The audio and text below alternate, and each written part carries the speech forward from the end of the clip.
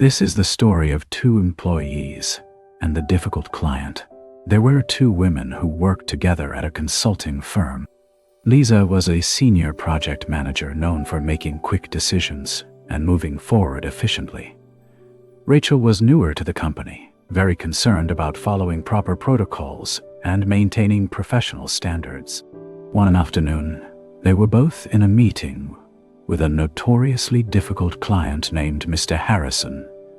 He was known for being demanding, rude, and impossible to please. During the meeting, he became increasingly frustrated with their proposal and began making personal attacks. "This is amateur work," he said, his voice rising. "I'm starting to wonder if your company is competent enough to handle this project. Maybe I should find consultants who actually know what they're doing." The room fell silent. Everyone knew Mr. Harrison was being unfair and unprofessional. The proposal was solid, and his criticism was more about his own stress than their work quality. Lisa calmly responded, "I understand you have concerns, Mr. Harrison. Let's schedule another meeting next week where we can address each of your specific points. We want to make sure you're completely satisfied with our approach."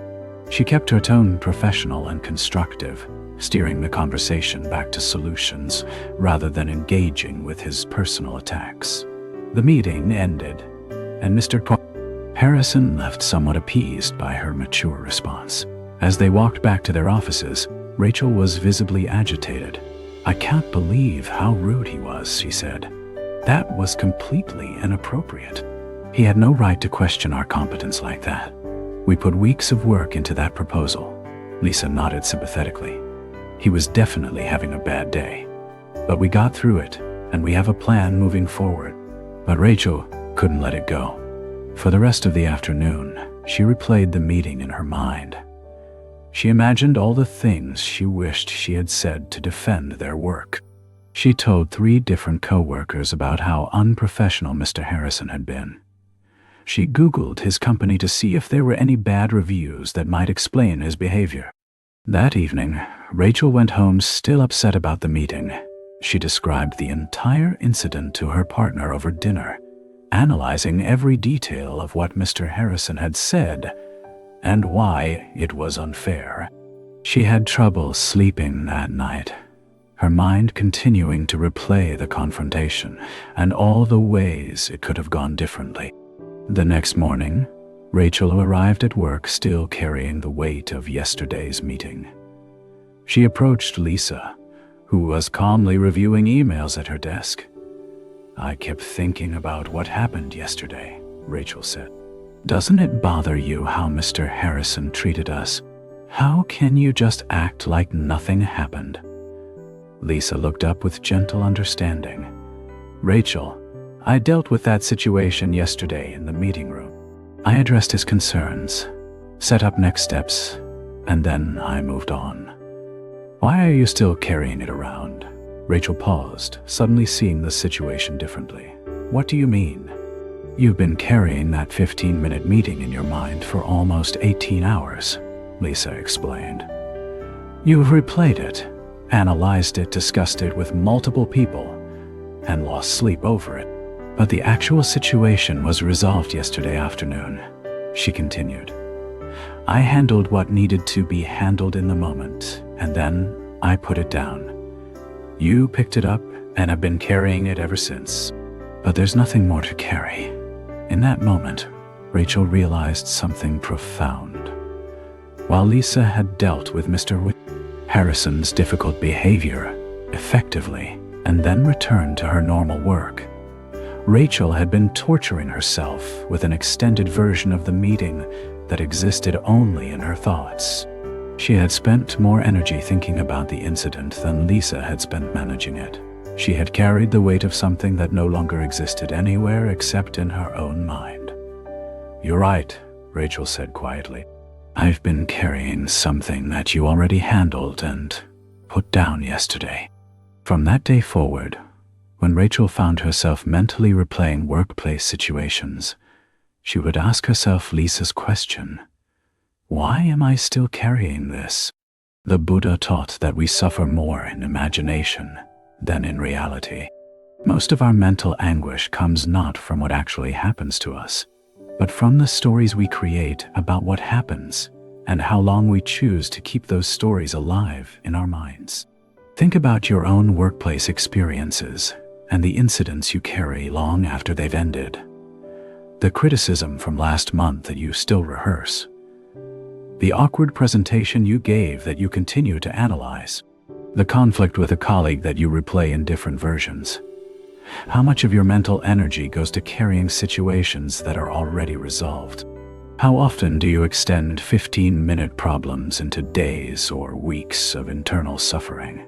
Lisa demonstrated something powerful, the ability to respond skillfully to difficult situations and then release them completely. She didn't ignore Mr. Harrison's behavior or pretend it didn't matter. She addressed it professionally and then moved on. This is different from either extreme, completely avoiding difficult situations or obsessively analyzing them long after they're over. Rachel's pattern is familiar to most of us. We take situations that lasted minutes and stretch them into hours or days of mental replay. We imagine different responses, analyze motivations, and create elaborate stories about what the incident means about us or others. But here's what Rachel discovered. All that mental replay didn't improve the original situation. It didn't prevent future problems with difficult clients. It didn't provide useful insights for professional growth. It only created suffering where none needed to exist. The Zen tradition speaks of beginner's mind, approaching each moment fresh, without the burden of past experiences clouding our perception. When we carry yesterday's meetings into today's work, we can't respond fully to what's actually happening now. Lisa could be present to each new client interaction because she wasn't dragging the weight of unresolved mental baggage from previous encounters. Rachel was exhausted not from dealing with difficult clients, but from carrying clients who were no longer in the room. This doesn't mean we should never reflect on professional experiences. Learning from challenging situations is valuable, but there's a crucial difference between brief, purposeful reflection and endless, circular rumination. Useful reflection asks, what can I learn from this situation? And moves toward growth and solutions. Rumination asks, why did this happen to me? And creates more distress without resolution. Useful reflection has a clear endpoint. Once you've extracted the lesson, you can move forward. Rumination feeds on itself, creating endless loops of analysis that serve no productive purpose. The Buddha taught that clinging to thoughts is like grasping a hot coal. You're the one who gets burned. Every hour Rachel spent replaying that meeting was an hour of peace lost to unnecessary mental suffering. But the moment she recognized what she was doing, she had a choice. She could continue carrying what didn't need to be carried, or she could follow Lisa's example and put it down. Tonight, as your mind brings up situations from your workday, this week, or even months ago, notice which ones you're still carrying. Ask yourself Lisa's question. Why am I still carrying this? What happened at work today happened. You can't change it by thinking about it more. You can't solve it by replaying it endlessly. You can't control future outcomes by worrying about them repeatedly. But you can choose to handle what needs handling and release what needs releasing. You can respond professionally in the moment and then return to the lightness of the present. As the Buddha said, you have power over your mind, not outside events. Realize this, and you will find strength.